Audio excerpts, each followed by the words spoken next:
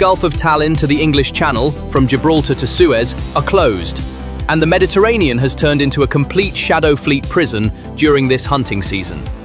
France just shut down Russia's energy route from Gibraltar to Suez on the morning of January 22nd. No warning shots, no diplomatic note of condemnation, direct intervention and seizure. A giant Russian tanker carrying hundreds of thousands of barrels of smuggled oil was trapped in international waters by a dawn raid by French commandos. Just a few days earlier, Italy had also seized a Russian ship hiding under false documents. The Italian police chained a giant Russian ship loaded with metal to the port, cutting off Moscow's export artery. France and Italy, joining forces, closed the Mediterranean to Russian ghost ships. Now there is nowhere to run, no port to hide in. The massive $100 billion energy pipeline that kept Russia's economy afloat is gone, right in the middle of the Mediterranean. The military aspect of the incident signals a fundamental shift in NATO's maritime doctrine. At dawn on January 22nd, what happened off the coast of Gibraltar, the strategic gateway to the Mediterranean, was not a standard Coast Guard check. It was a pre-planned naval restraint operation. The targeted vessel, the MT Grinch, appeared on paper to be an innocuous commercial tanker flying the flag of the Comoros Islands. However, the ship's fate was sealed days before it even entered Gibraltar, when it was picked up on the radar of the British Royal Navy vessel HMS Dagger. British and American signals intelligence, or SIGINT, had recorded, second by second, the digital maneuvers the ship had performed to conceal the true origin of the 850,000 barrels of crude oil it had loaded in Murmansk. The ship believed it had lost its trail by sailing dark, that is, by turning off its AIS transponders. However, for NATO's satellite-based surveillance network, this was equivalent to lighting a lantern in the dark. Helicopters launched from the French Navy and tactical boats approaching from the sea targeted the ship not in the grey areas of international law, but directly with charges of sanctions violation and flying a false flag. The scene that greeted the commandos when they boarded the ship summed up the dire state of the Shadow Fleet: neglected equipment, panicked Russian and foreign crew members, and most importantly, a sack full of fake documents used to conceal the ship's true identity. Okay, French Navy, French Navy. 850,000 barrels of oil. This amount equates to approximately $65 million in cash at market value. It was certain that Putin would use this money to finance missiles and drones for the Ukrainian front. However, that money is not currently in the Kremlin's coffers. It is in the impound warehouses of Marseille port in France. Perhaps it was a twist of fate that the ship was named M/T Grinch, because with this operation, France stole not Russia's Christmas, but its future. This intervention destroyed the Shadow Fleet's armor of immunity. While France held the Western Gate, Italy had carried out a much more technical and sophisticated operation in the Adriatic Sea just 1 week earlier. The Italian financial police, with their raid on the Tuvalu-flagged cargo ship Hizir Race in the port of Brindisi, exposed a little-known but critical front of the war: the metal wars. For Russia, metal exports are as vital a source of income as oil. Steel, iron, aluminum. These are both sources of income and cards Russia holds in the global supply chain. However, by stopping this ship, Italy exposed Russia's civilian trade mask. The technical details of the operation proved Russia's helplessness.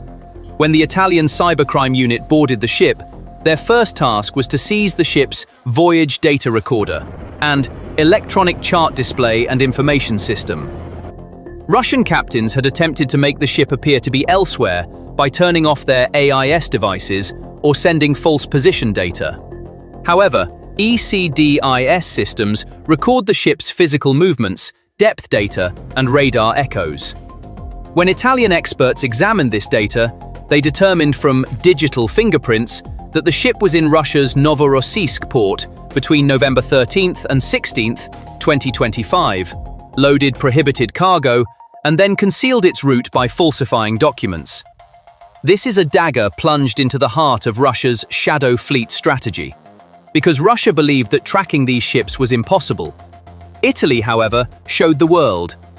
Even if you turn off the GPS, We know where you are from the ship's engine vibrations, satellite images, and digital traces. The seizure of 33,000 tons of metal cargo is a halted stamp on Russia's annual $40 billion metal exports. Now visualize the strategic map in your mind. Where is Russia's lifeline for maritime trade? The Bosphorus Strait is a passage for ships leaving the Black Sea, but the real exit is the Mediterranean. There are two gates to open up to the oceans from the Mediterranean, Gibraltar in the west and Suez in the east. This coordinated move by France and Italy is not a coincidence. It is the declaration of a 3,000-kilometer invisible wall that NATO has woven across the Mediterranean. France, in cooperation with Spain, has locked the Western Gate. Italy has blocked the central Mediterranean by holding the Sicilian and Adriatic channels. In the eastern Mediterranean, the presence of Greece and the US in Crete is narrowing the room for maneuver for Russian ships. 65% of Russian oil must use this corridor to reach Asian markets. So, is there an alternative? The Baltic Sea has already become a NATO lake. The Northern Sea route is only partially open during the summer months and is logistically inadequate. The only remaining option is for ships to circumnavigate the African continent. However, this extends the journey by 15 to 20 days, doubles fuel costs, and increases the risk of those rusty shadow tankers being caught in ocean storms. The Macron and Meloni governments have effectively declared the Mediterranean a no-go zone for Russian ships. This strategy aims to geographically strangle Russia. Russian ships no longer trade when they enter the Mediterranean. They proceed like walking through a minefield, fearing at any moment which naval vessel will stop them. This situation creates complete chaos and strangulation in Russian logistics.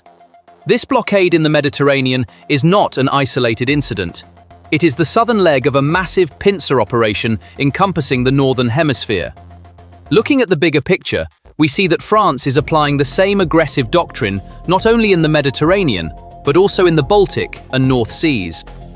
Since September 2025, the French and British navies have been relentlessly targeting Russian ships passing through the English Channel. Recall that last October's raid on the tanker Boracay off the coast of the English Channel was the first signal of this new era. A test was conducted that day. Today, full implementation is in effect. In the north, energy shipments from Russia's Primorsk and Ust-Luga. Even if world prices rise, Russian oil brings Putin revenue at a loss-making level. This loss of revenue is creating a seismic effect on Russia's home front. Foreign exchange reserves to be spent to maintain the value of the ruble are dwindling. Inflation is being fueled. Putin is forced into an impossible choice between financing the war and protecting the welfare of his people. Those tankers stopped in the Mediterranean are, in fact, the very essence of economic stability in Moscow. Perhaps the most crucial point of the crisis is the new strategy put forward by Ukrainian President Zelensky and now being implemented by the West: seize and sell. Zelensky welcomed Operation Grinch with a very critical statement. Seizing the ships is not enough. Wouldn't it be fair to seize and sell the oil carried by these tankers and give the proceeds to Ukraine? Lawyers are currently laying the groundwork for this. If France and Italy auction off the 850,000